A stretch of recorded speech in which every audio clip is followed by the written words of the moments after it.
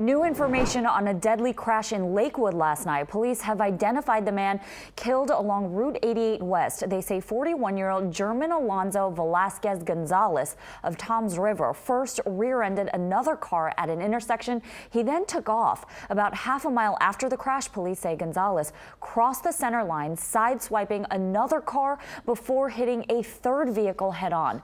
Gonzalez died at the scene. 8 other people have non-life-threatening injuries. A Port Authority police officer is recovering in the hospital today after he was struck by a vehicle yesterday. It happened at the Lincoln Tunnel on the New Jersey side around 6:30 in the morning. We're told the officer was on foot when he was hit. He's now getting treated for head injuries. He's said to be currently in serious but stable condition in the ICU at Jersey City Medical Center. Continuing coverage out of Jersey City, where an 8-year-old double Dutch star was killed when he was hit by a car. Jerry Grant died as he was crossing the street at Columbus to get to the Grove Street station yesterday. The 60-year-old driver did apparently have the green, but stopped when he realized he hit someone. Jerry and his Honeybees teammate were fundraising to go to the championships at the Apollo Theater. The team's coach says one of the girls yelled "go," even though it wasn't their turn, and that's when the boy ran into the street. Car just hit him. It was an accident. I know it was. That's Jerry.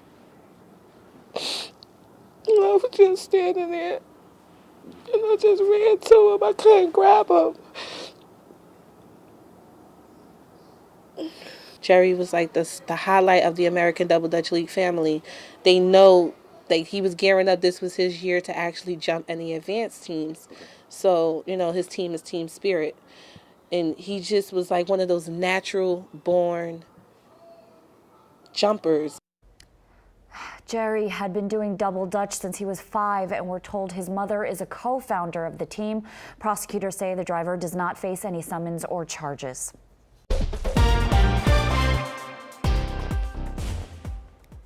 And our rain continues. We're going to be watching the rain pick up in intensity over the next few hours, and that will carry us right throughout the evening. So best bet, just stay indoors. We are going to be dealing with some stronger winds too, and the entire state is covered by some rain. We have areas of yellow and orange indicating where the rain is a little heavier and steadier.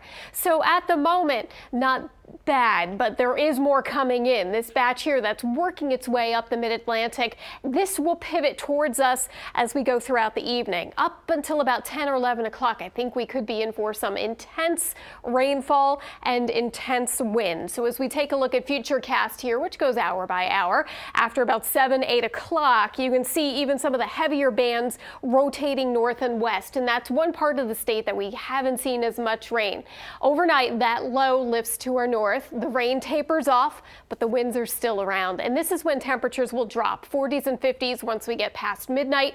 It'll be a cooler start in the morning, but count on some rain for that morning commute. As we head towards lunchtime and beyond, our weather will improve, but it will stay very windy. As for those rainfall totals, we could be topping 3+ inches, and the strongest winds are kicking in tonight. Look at this, by 10 o'clock, we're looking at gusts that are about 45 miles an hour, where it's purple on the map. That's 7 days up next, and that's your weather on the ones. Michelle, thank you.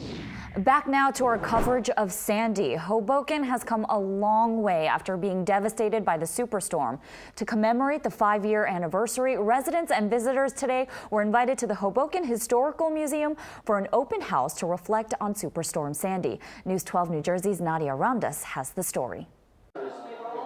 Well, the open house wrapped up just a few moments ago. The turnout was unbelievable, not only because people wanted to get away from the bad weather, but they wanted to reflect on that historic day and to celebrate just how far the city has come. Now, Superstorm Sandy was a historic event here in Hoboken, and the Hoboken Historical Museum gathered stories and videos from residents through the years to document the storm's immediate and ongoing impact in the community. So, visitors today got to watch about 50 videos that were taken on that fateful day 5 years ago. Metro. Hoboken Mayor Dawn Zimmer was also in attendance. She told us everyone's story, no matter how great the storm's impact, is a valuable part of the city's history. It's just a time for all of us to reflect on how far we've come, and really proud that we've reached the record of decision and have the release of the funds for Rebuild by Design, and really hope that on the 10th anniversary, Hoboken will be celebrating with the state and Weehawken and Jersey City on completing the Rebuild by Design project, and will be a national model for protecting.